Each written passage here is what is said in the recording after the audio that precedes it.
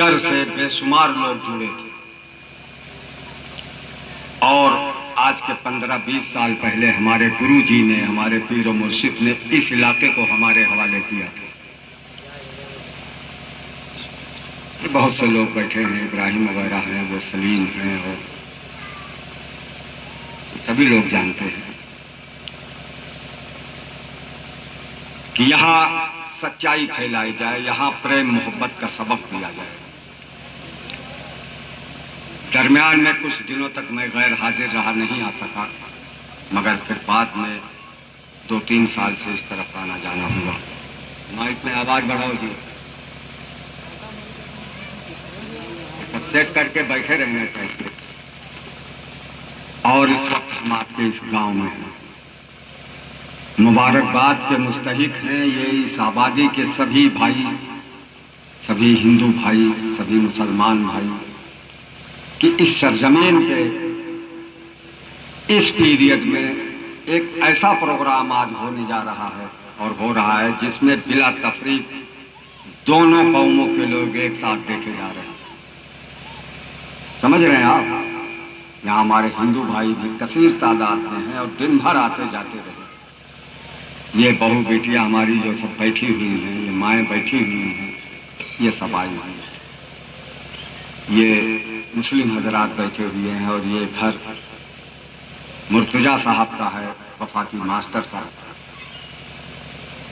जो सबक मैंने वफाती साहब को दिया था, मास्टर साहब को दिया था, वो आज अपने पूरे शबाब पे जवानी पे आया, तो मेरे दिए हुए पढ़ाए हुए सबक को, पाठ को पढ़ करके इसने दोनों कौमों को यहाँ इकट्ठा कर दिया। ये बड़ी बात है इस दौर में। आप लोग बगौर सुनिएगा मेरी बात को। ये शाह दुर्रा का दरबार है, मजलिस महफिल है, वहाँ बोर्ड लगा हुआ है जश्न शाह दुर्रा, जो हमारे गुरु हैं और हम मास्टर के गुरु हैं, ये वफाती साहब जो बैठे हैं। और यहाँ हमारे बहुत से ये सब मुरीद हैं, सच्चे लोग, इसमें दोनों कौमों के लोग। यही पड़ोस में हमारी एक और खानकाह है, एक और स्थान है बॉम्बे में, ठाकुर सोहराब सिंह जिनको कहा गया है, वो हमारे मुरीद थे, हमारे वो थे, आज वो साहब मजार हुए। इसको समझने की जरूरत है। वो भी चलने लगा, हमने सोचा और जरूरत महसूस किया तो यहाँ भी परचम लहरा दिया गया आज। इसका सिर्फ मकसद ये है कि हम प्रेम और मोहब्बत का सबक दें आप लोगों को। आप लोग उस पाठ को पढ़ें, उस सबक को पढ़ें और मिलजुल करके अपने इस देश की, अपने इस मुल्क की, अपने इस वतन की शान को बढ़ाएं। पूरी दुनिया में यही एक ऐसा देश हमारा हिंदुस्तान है, भारत है, जो सिर्फ प्रेम और मोहब्बत का सबक है। और तमाम देशों में यही एक देश ऐसा है, भारत, जहां दीन और धर्म के मानने वाले लोग हैं, धार्मिक लोग हैं। बाकी पूरी दुनिया से तो दीन और धर्म खत्म हो गया है ही नहीं। ये धार्मिक स्थल है भारत। जितना भारत के अंदर सूफी संत पैदा हुए हैं, वली पैदा हुए हैं, बड़े बड़े महान शख्सियतें पैदा हुई हैं, उतना पूरी दुनिया में नहीं है। या ये कहा जाए तो बेजा नहीं होगा, जितना यूपी के अंदर है उतना पूरी दुनिया में नहीं है। ये रूहानी देश है, ये बहुत बड़ा देश है। यहाँ की ये शक्ति बहुत उपजाऊ है, ये धरती, ये जमीन। कोई इसमें दीन धर्म की, रूहानियत की, प्रेम मोहब्बत की खेती करके तो देखे, बड़ी उपजाऊ जमीन। तो हम वो लोग हैं कि हम जात पात, भेदभाव, ऊंच नीच, गोरा और काला, दीन धर्म, हिंदू मुसलमान के चक्कर में नहीं रहते। इस चक्कर से निकाल करके इस मुकाम पे पहुंचा देना हमारा काम है, जहां सिर्फ और सिर्फ प्रेम मोहब्बत पाई जाएगी और दूसरी कुछ नहीं। हम लोग कुछ नहीं जानते, ना हम हिंदू हैं, ना मुसलमान, ना हम सिख हैं, ना ईसाई हैं। हम इन सब चीजों से मुक्ति पा गए हैं। हम लोग कैदी नहीं हैं कि दीन धर्म की बंदिश में रहें। हम दीन धर्म से आजाद बाहर के लोग। और हमारा जहां तक ख्याल है, जो धार्मिक लोग हैं, जो ज्ञानी लोग हैं, इनसे आप पूछिए कि आखिर मुक्ति है क्या चीज।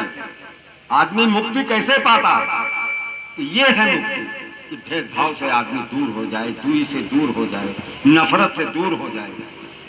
ये सारे फर्क जब खत्म हो जाएंगे तब वो एक अच्छा इंसान बन सकता है।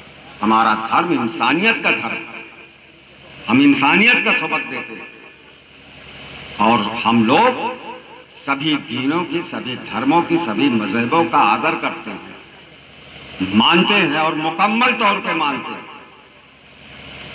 लिहाजा हम सभी लोग प्रेम मोहब्बत के साथ इस सरजमीन पे जो परचम लहराया गया है, इस परचम के नीचे आज एक ऐसी मिसाल पेश करें कि जब सुबह यहाँ का प्रोग्राम इंटरनेट पे, यूट्यूब पे डाला जाए तो पूरे भारत नहीं, पाकिस्तान नहीं, बल्कि पूरी दुनिया पे एक नजीर, एक मिसाल पेश की जाए कि फैजाबाद जिले में पिछला एक गांव है, मुकाम है, वहां एक प्रोग्राम हुआ इब्राहिम साहब की सदारत में, और ये क्या कहते हैं, वफाती टेलर मास्टर साहब के मकान पर, कल्लू साहब के मकान पर, जो इस रंग का, इस ढंग का प्रोग्राम था।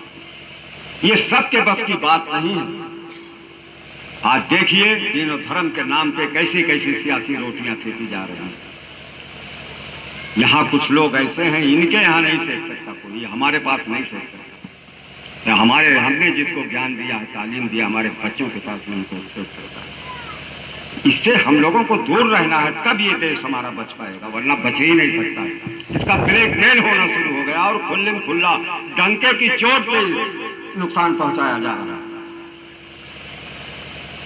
माइक लगा करके, साउंड लगा करके, हजारों के बीच में जरा बराबर भी किसी को टेर नहीं है कि मैं क्या कह रहा हूं, क्या करने जा रहा हूं।